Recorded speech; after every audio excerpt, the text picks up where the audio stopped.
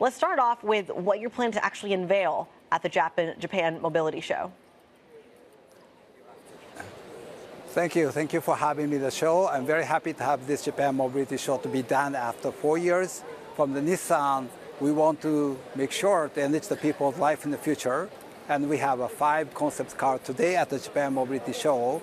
And one of our new concept that we have for the motorsports, we call this a Hyperforce, which can enable further the demand of the people for the future. We cannot forget to say that the Nissan is one of the pioneers of the EV, and we do have a lot of the connectivity as well as the intelligent mobility. And but last but not least, most important is all solid-state battery that we are putting as a concept for this car.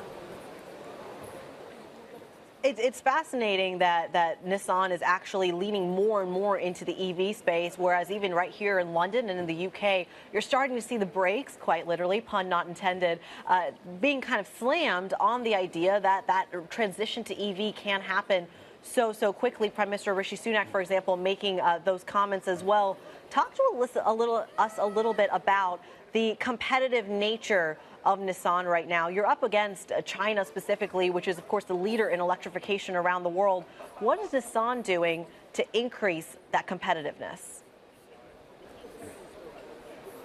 Yeah, let me first start with what the Nissan is planning towards the 2030. We are going to introduce electrified vehicle 27 model, out of which 19 is EV. And we are very confident on how we want to further to bring their value to the customer.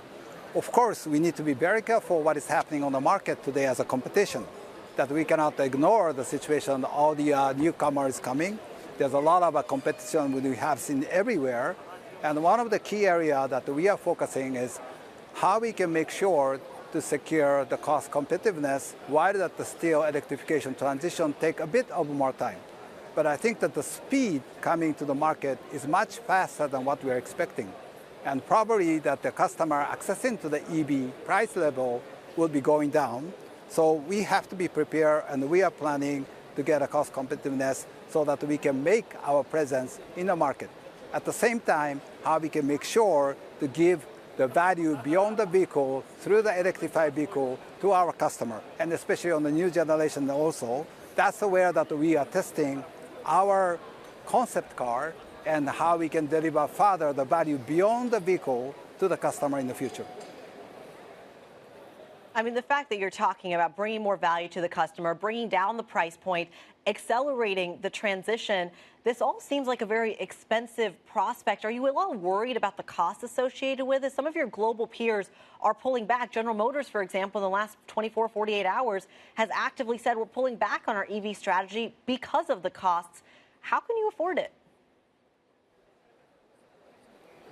Well, we need to be carefully look at what is our midterm plan and beyond, and how we're going to make sure, for instance, like the alliance, we have the partner Renault, Mitsubishi, and it is very challenging to do it alone. Therefore, we decided ourselves to further invest in Ampere, where the Renault is going to create the EV and tech company. So we want to maximize our relation for the next stage, knowing that there will be a massive investment will require to satisfy the electrification, and how we can further optimize our cost side, including the production methodology that will require for the electrified vehicle. So we are making now on the midterm plan and beyond discussion with our partner, and that is where that we want to find the most optimum way how we can be competitive in the market while that we can make sure to deliver our value to the customer.